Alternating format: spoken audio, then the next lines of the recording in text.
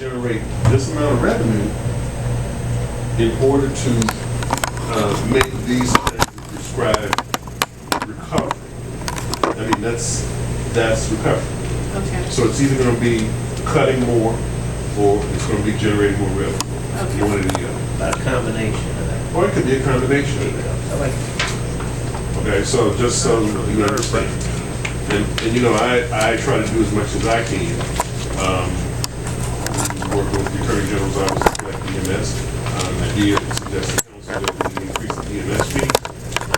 Anything, and you know, we really wanted to do this ALPR program because that $663,000 we would have been able to avoid making any big cuts in 2016. And we're still working on tweaking that.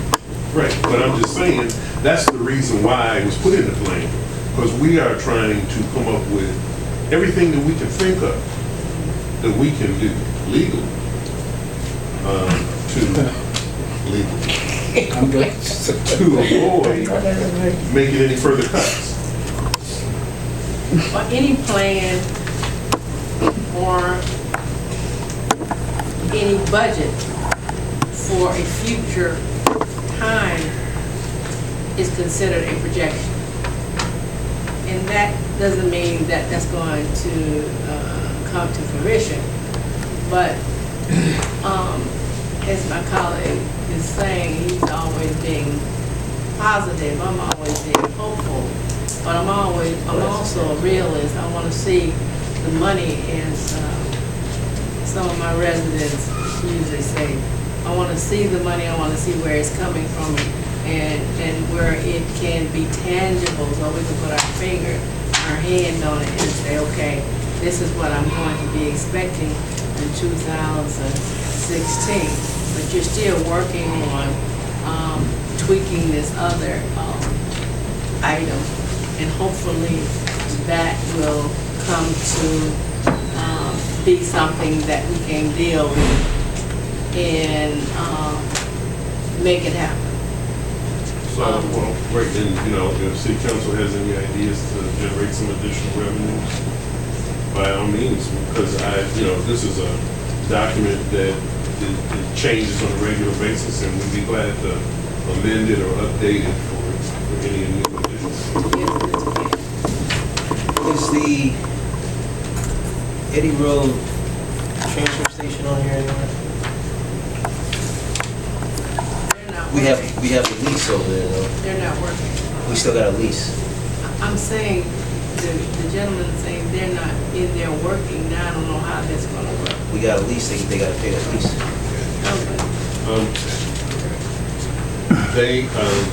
They purchased that property.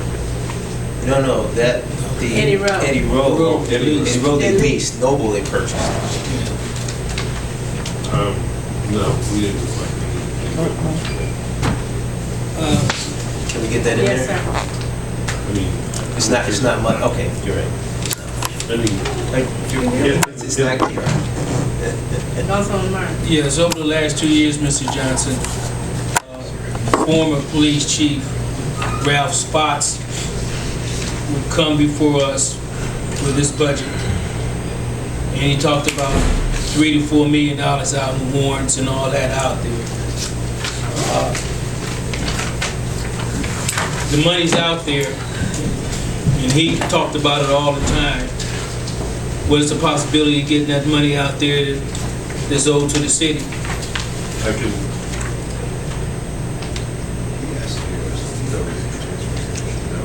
That's it. Is that it? Transfer station lease, so it is. Is it? I apologize. Where's that? So, it's on page 7. Just before you get to the bottom of the total revenues, there's a line that says the transfer station lease.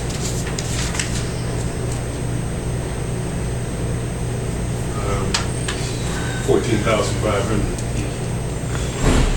So it I is. think that's what it was. Right, it is. Sorry, I apologize. So it's in there. I'm sorry. Yeah. Warrants, A bunch of stuff through the police department has been owed to us over the years. Former police chief Spots to come the last few years he came and said the money collectible was out. Well, What's your take on that? the fiscal supervisors will not allow us to put anything like that in this plan until we demonstrated how much we are going to generate. In other words, it's not going to be, they're not going to say, they're not going to accept that we can generate, we tell them that we can generate $1 million a year in that, and they allow us to put that in the plan. They want to see it done, and they want to see it, exactly how much additional Well, revenue. I'm all right with that because these other things ain't in the plan either. Okay, so we need to come up with a plan. If we get $500,000, that's all to the good to get some of this money that's owed to us, and it'll probably come through collaboration between the courts and the police department.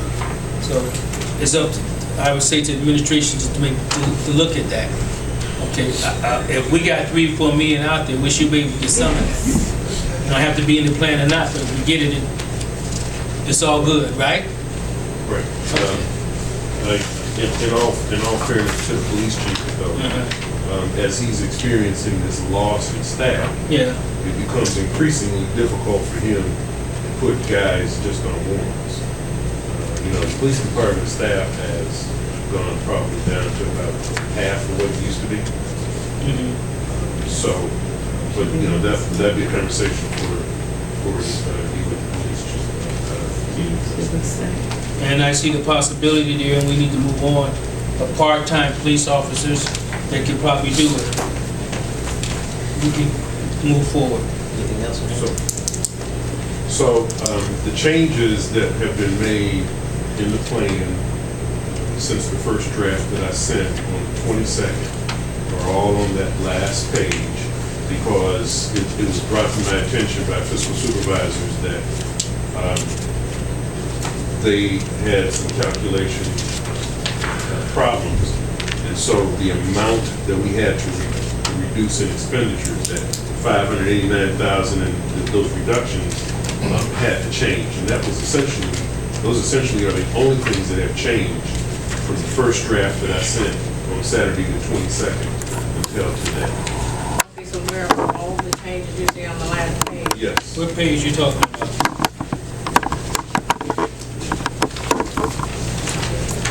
Alright, That's not over, you saw. that's not the last page. Page 9. That's the page you saw. Yeah. The recovery plan items, those are, the only line that has been changed, and you can go through the previous drafts that I've sent, the only line that has changed is that citywide reduction in staff. That number has changed, and it's gone up Yes, it has. I see it. from 589 to 688 to 879 and 1,115,000. Those are the numbers that have changed. That's all that's changed from the first version to the second version. And the last